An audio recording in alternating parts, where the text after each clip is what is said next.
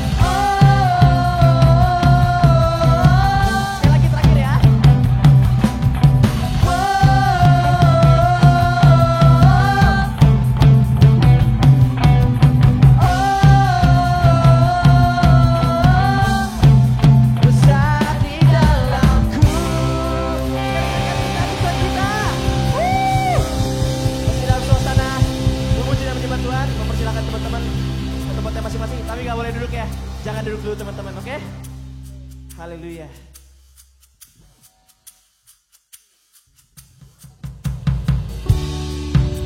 Silakan sama-sama menyembah dia. Aku mau teman-teman jangan ngobrol sama temannya dulu.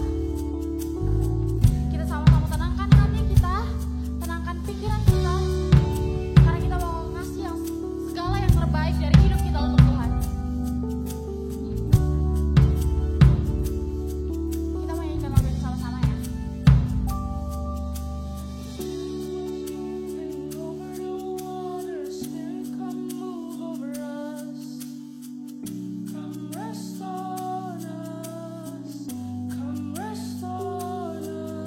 As the Spirit was moving over the water, Spirit come move over us. Come rest on us. Come rest on us. As the Spirit was moving over the water, Spirit come move over us. Come rest on us. Come rest on us. As the Spirit was moving over the water, Spirit come move over us. Come rest on us. Come rest on us. Come down, Spirit, when you move, you make my heart pound. When you fill the room, you're here and I know you are moving. I'm here and I know you will fill me. Come down, Spirit, when you move, you make my heart pound. When you fill the room, you're here and I know you are moving. I'm here and I know you will fill me.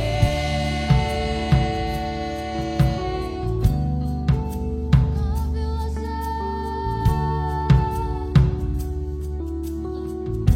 Kita nyanyi bareng-bareng ya. As the Spirit was moving over the water, Spirit come move over us. Come rest on us. Come rest on us. As the Spirit was moving over the water, Spirit come move over us. Come rest on us. Come rest on us. Fire wind, come and do it again. Open up the gates, let heaven on in. Come rest on us. Come rest on us. Fire and wind, come and do it again. Open up the gates, let heaven on in. Come rest on us. Come rest on us. Calm down, Spirit, when you move, you make my heart pound. When you fill the room, you're here and I know you are moving. I'm here and I know you will fill me. Calm down, Spirit, when you move, you make my heart pound. When you fill the room, you're here and I know you are moving. I'm here and I know you will fill me. Calm down, Spirit, when you move, you make my heart pound. When you fill the room, you're here and I know you are moving. I'm here and I know you will fill me. Calm down, Spirit, when you move, you make my heart pound. When you fill the room, you're here and I know you are moving. I'm here and I know you will fill me.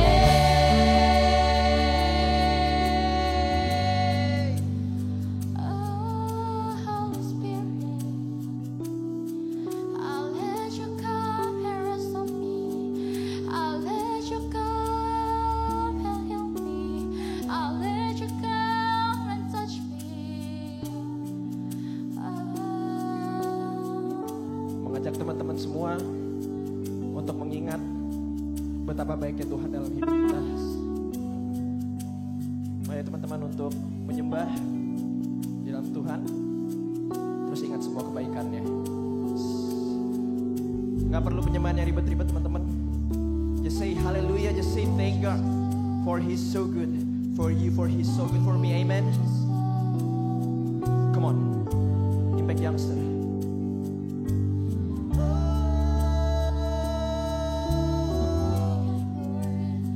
Oh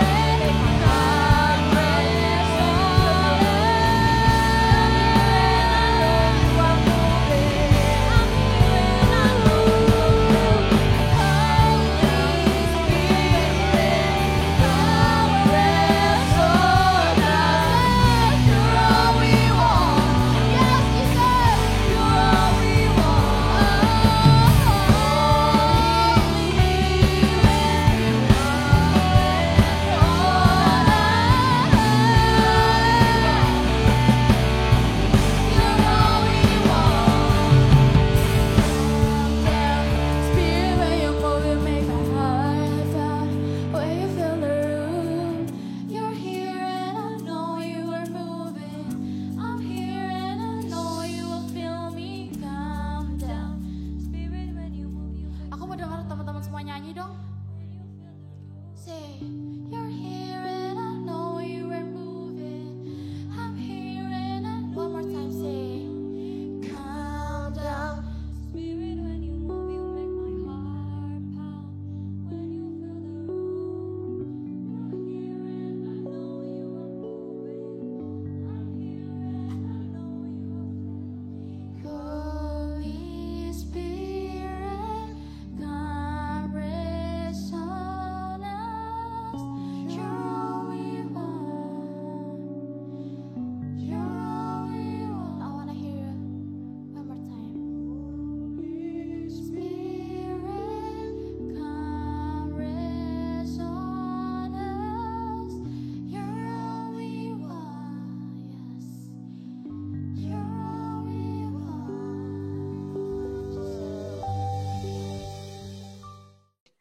Hari ini senang sekali, perkenalkan saya yang belum pernah tahu, nama saya Sony Mongan, tapi biasa dipanggil juga Kak Amo. Ya, kalian boleh panggil Kak Sony, boleh panggil Kak Amo, terserah.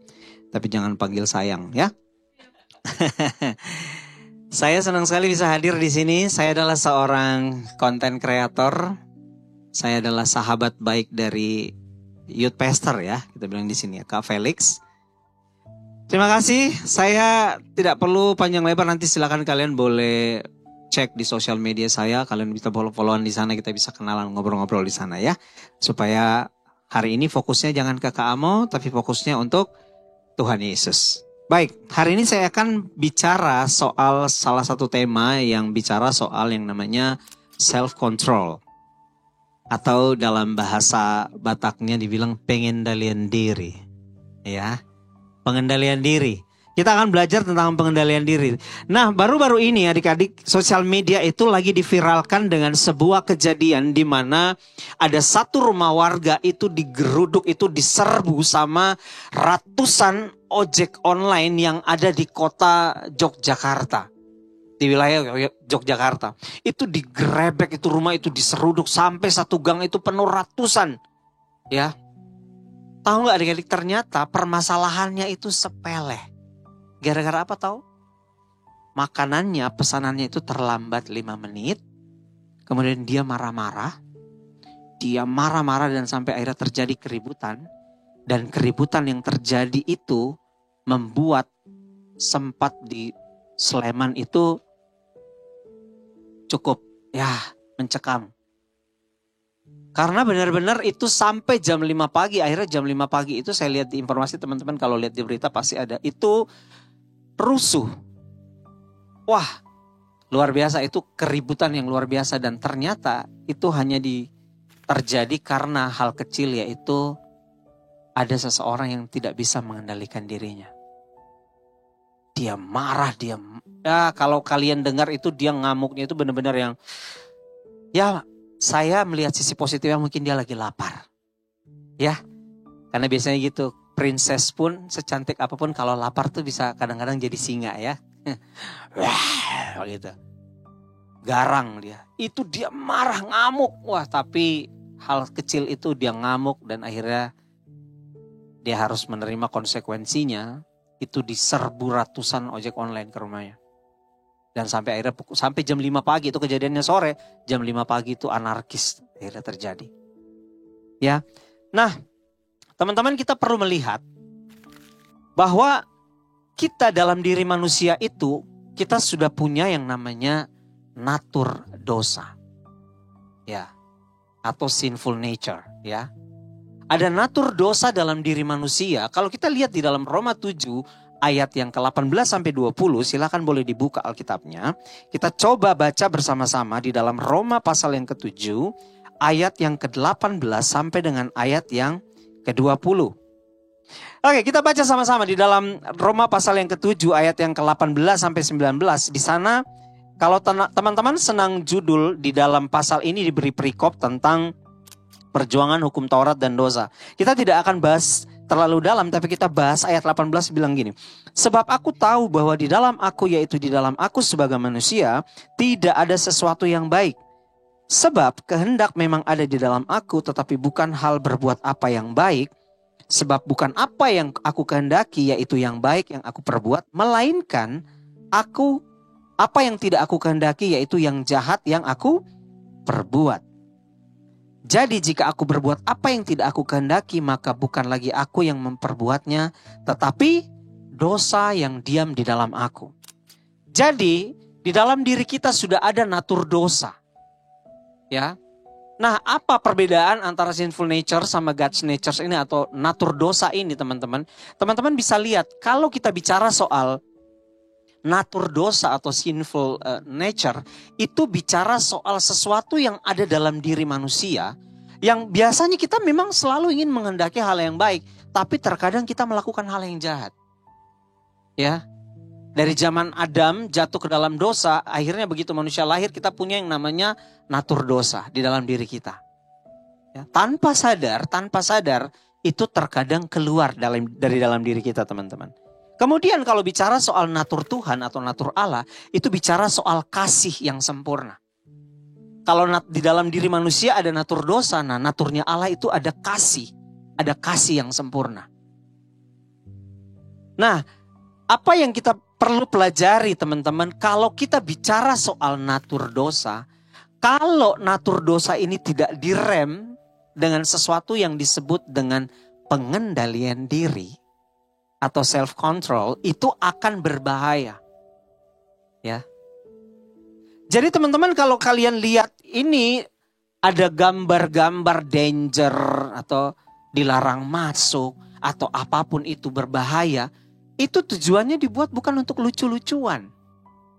Tapi tujuannya supaya apa? Untuk menghindarkan kita dari bahaya. Menghindarkan kita dari maut. Jadi jangan menjadi orang-orang yang maaf banget kalau agak sedikit kasar. Jangan jadi generasi bodoh yang iseng. Sudah tahu itu tegangan tinggi jangan dipegang. Listrik itu kalau kena tangan kita basah dan kita colok ke dalam situ itu kesetrum. Dan dia mulai merasa dirinya adalah Iron Man. Dia colok tangannya ke colokan listrik, dia kesetrum. Itu namanya sebuah penyakit yang disebut bodoh. Oke? Iya, kamu pernah. Jangan ya, tapi gak sengaja kan? Gak sengaja kan? Oke. Nah, tiba-tiba kamu pegang kan yang kesetrum itu kan? Dan pasti sakit.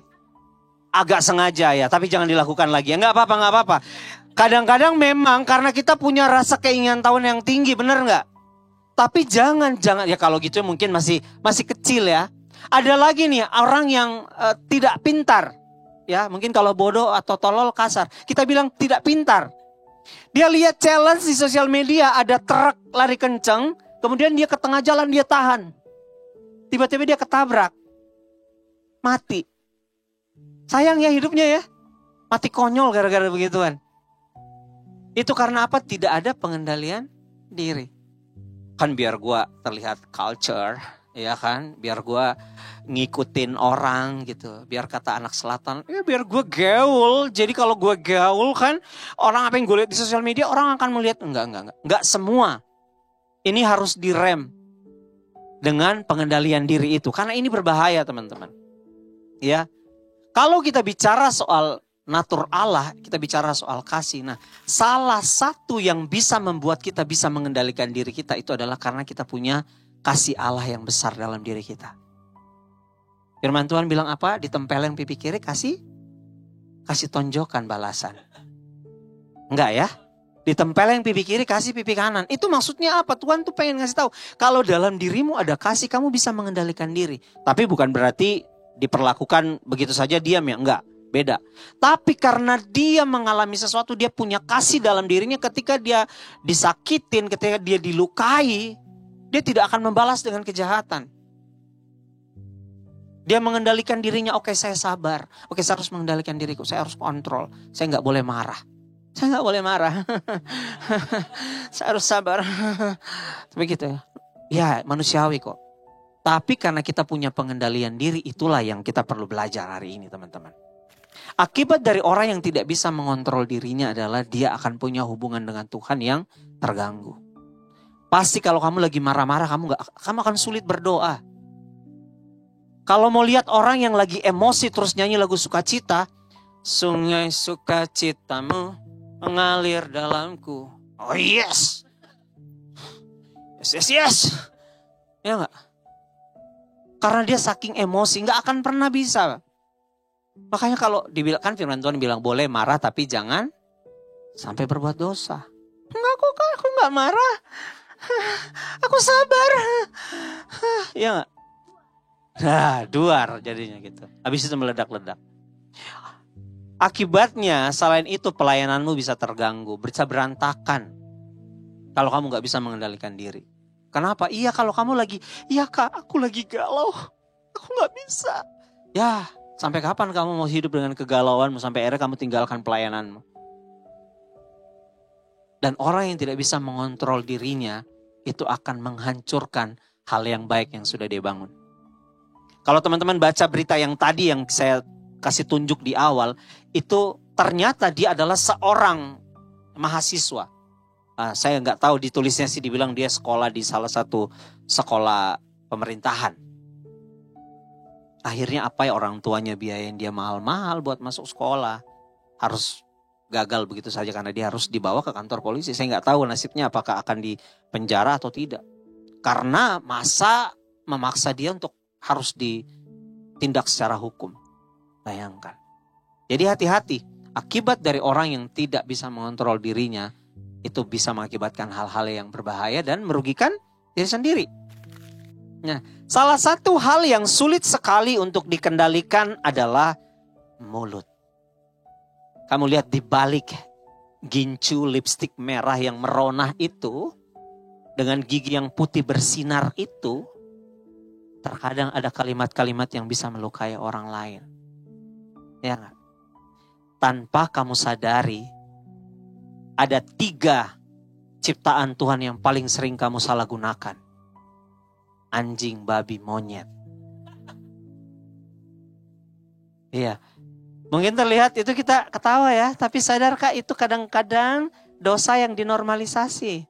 Dianggap biasa. Anjing tuh binatang paling setia. Kenapa dijadiin makian? Kelapa gading penuh babi enak, babi panggang. Kenapa dijadikan makian? Tolong. Ya, saya dapat surat dari anjing sama babi. Kita tidak berkepribinatangan katanya. Kenapa nama mereka dijadikan makian? Jangan-jangan anjing atau babi kalau berantem, manusia lu. Iya enggak?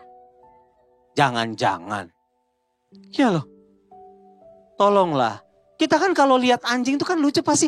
Lucu banget anjing. Cuman karena konotasi orang itu sudah kasar. Nah itu. Siapa yang bikin begitu? Kita sendiri. Ada lagi nih sesuatu hal yang dinormalisasi. Maaf ya. Karena ini direkam. Maaf kalau ada yang dengar. Tapi inilah yang terjadi. Maaf kalau agak sedikit terdengar kasar ya. Karena di Jawa Timur ini tuh kata yang kasar banget. Tapi maaf sekali, anak SD main game sekarang itu gampang banget. Maju cok. Darah Yesus. Anak SD itu kalau dia di Surabaya udah dicabein mulutnya, bener ya? Kamu kalau ke Jawa Timur kata itu kasar banget. Dan mulai dinormalisasi. Ya anjir, anjay, biar gaul ya. Padahal itu sama aja artinya. Stoplah, tolonglah. Ya, jangan kalian merusak citra anjing babi monyet ini dengan makian. Tolonglah. Tolonglah. Ya. Ya Kak, ya saya mau berubah Kak. Tapi saya masih sulit Kak. Saya tuh suka mengeluarkan kata-kata. Mungkin ulat bulu loh. Enggak juga sih, itu juga binatang ya. Itu juga gak boleh. Gak boleh lah pokoknya. Mereka itu manusia yang dibayar mahal di kayu salib. Jangan dilabelin binatang. Oke? Salah ya. Jangan ya. Janganlah, tolong, kita itu berharga. Kalian itu berharga tuh. Yesus mati di kayu salib buat kamu. Buat orang lain. Jangan sembarangan. Tolonglah ya. Nama bagus-bagus ada label-label itu. Tolonglah. Nah ini dia yang saya bilang. Karena lidah itu, kalau nanti kalian baca di rumah Yakobus 3 ayat 2-3 ini. Ini, Yakobus ini bilang, kalau kamu bisa mengendalikan lidahmu, maka kamu bisa mengendalikan tubuhmu. Bayangkan sedahsyat itu. Benar. Kalau kamu bisa menjaga mulutmu, kamu bisa menjaga. Efesus 4 ayat 29. Kak Amo ini baru lulus. Kak Amo adalah seorang mahasiswa. Ya meskipun terlihat memang mahasiswa yang udah tua banget. Tua banget mahasiswa gitu. Kak Amo baru menyelesaikan sekolah teologi ya. Dan mengambil skripsi itu ayatnya dapatnya ini adik-adik. Efesus 4 ayat 29. Nanti saya akan cerita kenapa Tuhan kasih ayat ini. Kalian buka aja. Di dalam situ tuh dibilang jangan ada perkataan kotor keluar dari mulutmu. Tapi pergunakanlah perkataan yang baik. Ya, yang membangun di mana perlu. Supaya orang yang mendengarnya memperoleh kasih karunia. Waktu saya dapat ayat ini. Karena kan kalau di sekolah teologi yang namanya eksposisi. Itu kita harus bahas ayat itu satu demi satu, poin demi poin. Waktu Kak Amo belajar ini, bahkan Kak Amo menemukan di dalam bahasa aslinya itu ada kata sapros. Yang artinya janganlah, kalau di bahasa Yunani itu janganlah ada sapros keluar dari mulutmu. Yang artinya itu perkataan yang busuk. Tidak berguna, merugikan orang lain. Gitu. Dan ternyata Kak Amo pelajarin waktu kenapa Tuhan kasih. Ada beberapa pilihan ayat diarahkannya ke sini. Sambil saya mengerjakan skripsi saya, tahu nggak adik-adik, ternyata Tuhan sedang membawa saya kepada sesuatu untuk mengajarkan saya. Saya minta maaf kalau mungkin ini agak sedikit terdengar atau terlihat serem ya teman-teman. Kalau teman-teman baca judulnya, ini ada seorang pria ditemukan tidak bernyawa lagi di kosannya. Itu karena maaf, nyawanya dihilangkan oleh orang lain. Jadi dihilangkan oleh teman sesama kosnya, itu dihabisi nyawanya. Dan kamu tahu orang itu siapa teman-teman? It's my uncle. Paman saya sendiri. Yes, it's my uncle. Saya berpikir gini adik-adik. Waktu saya dapat berita ini, saya sedang menyusun, Kak Amo sedang menyusun tugas akhir, lagi bikin tugas itu. Saya yakin teman-teman pasti kaget. Jangankan gitu, teman-teman kalau dicubit atau dikata-katain, pasti kata-katain balik, benar? Marah dong, iya dong. Bahkan ada yang bisa caci maki. Tapi kamu tahu, adik-adik tahu, waktu kejadian ini dan Kak Amo sedang membahas kitab Efesus ini, akhirnya Kak Amo tuh disadari. Ternyata kitab Efesus ini dikasih ke Kak Amo bukan untuk skripsi. Tapi untuk melatih karena Tuhan tahu. Tuhan sedang mempersiapkan Kak Amo untuk bisa mengendalikan diri karena akan ada kejadian seperti ini. Kak Amo percaya itu. Wow, saya minta maaf. Kalau keluarga saya nonton ini, pasti keluarga saya juga, wah udah marah. Tapi tahu gak adik-adik, semenjak kejadian itu, tidak ada satu kata pun kutukan, makian, marah keluar dari mulutnya Kak Amo. Benar-benar Tuhan tuh kayak kunci, kayak dikendalikan bahwa jangan ada perkataan kotor keluar dari mulut. Dan tahukah kalian, ada hal yang paling mustahil dilakukan oleh manusia ketika mengalami ini. Tuhan suruh Kak Amo melakukan itu. Kak Amo disuruh doakan pembunuhnya. Itu waktu lagi berdoa, terus tiba-tiba doakan dia. Kalian tahulah rasanya gimana. Wah, itu kayak lagi duduk. Kalau pepatah bilang ketimpa tangga, jatuh ketimpa tangga. Ketimpa tronton, hujan deras, petir. Wah, itu kayaknya semua itu. Tapi diingatkan lagi. Janganlah ada perkataan kotor keluar dari mulut sedikit pun. Wah. Dan dahsyatnya disuruh doakan. Eres dengan wah, saya puji Tuhannya saya sudah bisa menahan ini. Biasanya kalau saya cerita ini saya pasti nangis. Puji Tuhan saya, wah itu saya berdoa, saya nangis sama Tuhan. Saya bilang Tuhan, saya ngampuni orang itu. Kalian pasti punya uncle atau punya paman, punya om yang kalian itu pasti dekat banget sama dia. Itu kamu dari kecil sama dia karena usianya gak terlalu jauh, itu sedekat itu. Begitu tahu dia diperlakukan itu dalam diri saya ada, ini gak bisa, ini gak benar. Akhirnya saya bilang oke Tuhan, saya doakan dia. Akhirnya saya bilang sama keluarga, saya secara pribadi, saya minta maaf kalau berbeda pendapat dengan kalian. Tapi menurut saya adalah orang yang ditaruh dalam diri saya penuh kasih, saya mengampuni orang itu. Saya mendoakan orang itu dan saya serahkan kepada pihak yang berwajib untuk dia dihukum sesuai dengan apa yang berlaku di proses hukum. Tapi saya tidak menyimpan kebencian itu. Kenapa saya bilang ayat ini bukan untuk skripsi saya adik-adik? Karena ternyata begitu Kak Amos sidang skripsi, waktu pengajuan ternyata ayatnya dirubah. Bukan ayat ini yang dipakai, diganti ayat. Wah, saya bilang, ternyata memang Tuhan sedang mempersiapkan saya dan mengajar saya untuk mengendalikan diri. Bayangkan, kalau misalkan itu adalah seorang Kak Amo yang sebelum terima Yesus, saya nggak hitung 1, 2, 3, saya akan terbang, saya akan cari orang itu. Dan saya akan perlakukan dia 2 kali lipat sebelum Kak Amo bertobat. Karena Kak Amo dulu, kalian lihat gini dulu mah Kak Amo bandel banget. Tapi puji Tuhan, ditolong Tuhan. Dan itu yang saya lihat. Wah, saya dikendalikan luar biasa Tuhan. Oke, saya nangis, sedih. Nangis banget, sedih banget. Apalagi kalau udah dengar lagu-lagu lagu-lagu yang galau gitu pasti nangis banget. Karena saya recall memory. Karena kami kecil itu main bareng. Meskipun dia om saya, tapi kita usianya gak jauh, kita main bareng.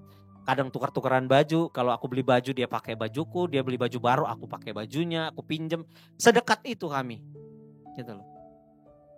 Sampai akhirnya dia, itu waktu dengar kabar itu dan tahu nggak yang menyedihkannya adalah Kak Amo tidak dengar itu dari siapa-siapa, tapi dengarnya dari belas orang di sosial media. Ini ditemukan KTP pria berKTP Mamasa bersimbah darah di kosan tanpa sudah tidak bernyawa gitu. Saya karena Kak Amo nggak suka lihat konten-konten gitu, nggak peduli. Sampai akhirnya dikasih tahu, begitu dikirim fotonya, aduh, Kak Amo lihat fotonya itu sadis banget. Aduh, secara manusia tidak kuat. Tapi sekali lagi teman-teman, Tuhan ngajarin itu tadi. Pengendalian diri.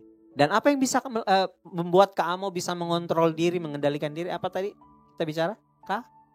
Kasih. Kasih yang besar yang ada dalam dirinya Kak Amo itu sama. Jadi gini teman-teman, tidak masalah kalau teman-teman tuh mau speak up.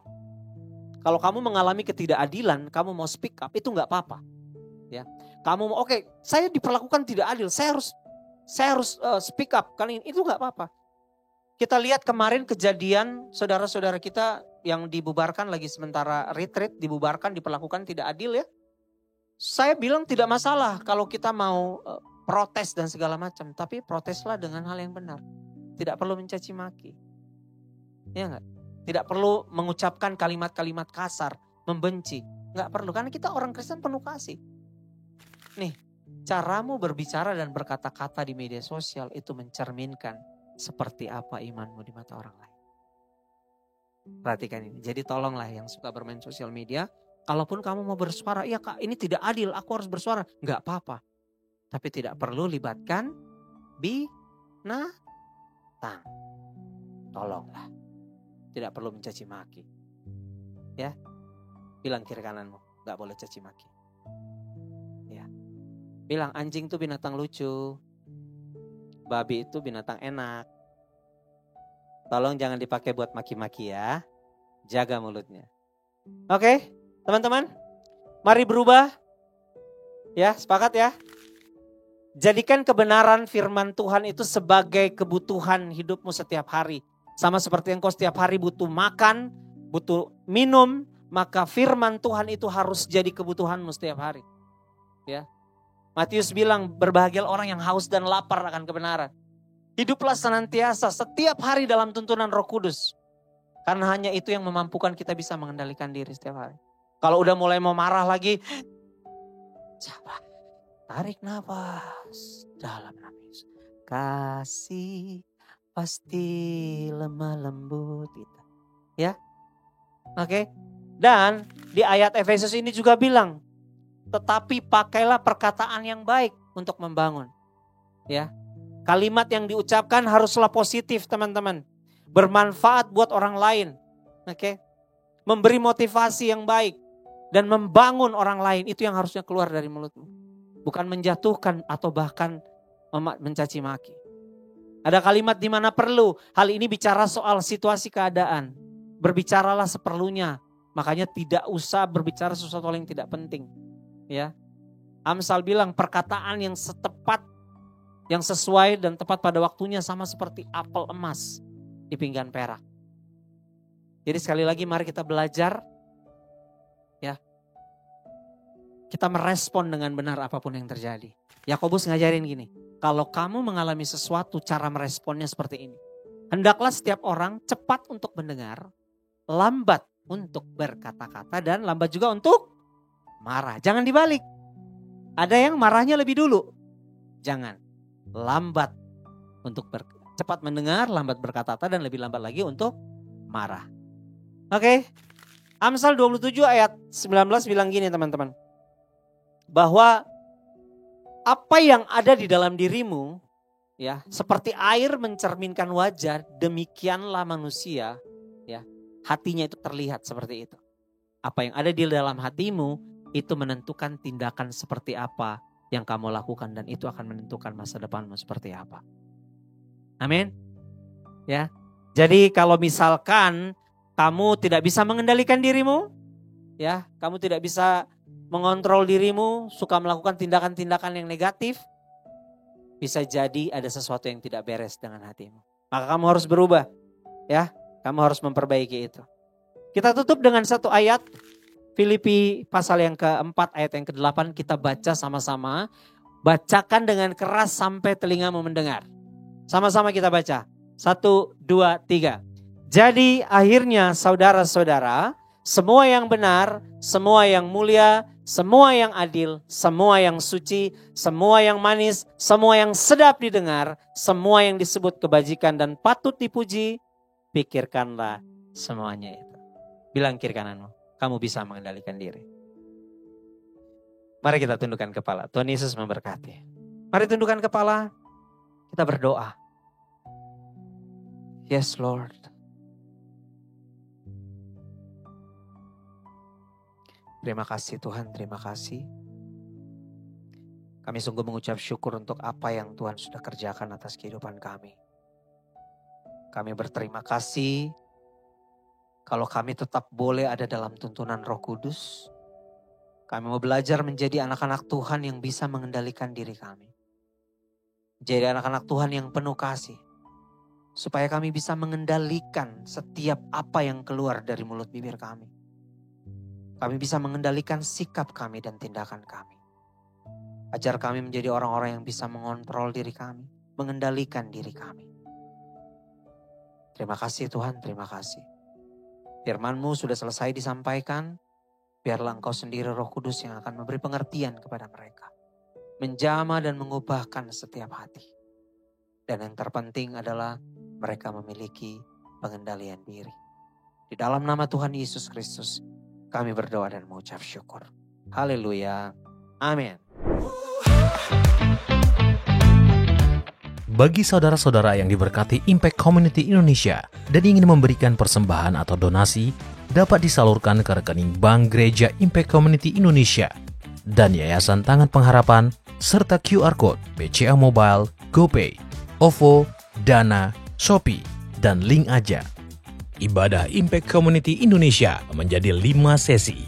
Ibadah jam 8 pagi, jam 10, jam 12 siang, jam 3 sore, dan jam 5 sore. Seluruh ibadah berlangsung on-site di Mall of Indonesia, lantai P3, Kelapa Gading, Jakarta Utara. Bagi jemaat yang ingin mengikuti secara online, ibadah live streaming dapat diikuti pada pukul 10 pagi waktu Indonesia Barat di YouTube Impact Community Indonesia.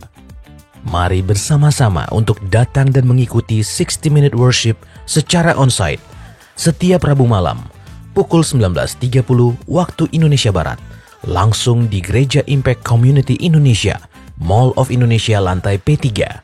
Mari bawa keluarga dan ajak orang-orang yang Anda kasihi. Impact Community Indonesia Friday Service, ibadah setiap hari Jumat yang ditayangkan secara online pukul 19 waktu Indonesia Barat. Ibadah Saturday Service, ibadah Sabtu Impact Community Indonesia ditayangkan online setiap Sabtu pukul 19 waktu Indonesia Barat di YouTube Impact Community Indonesia.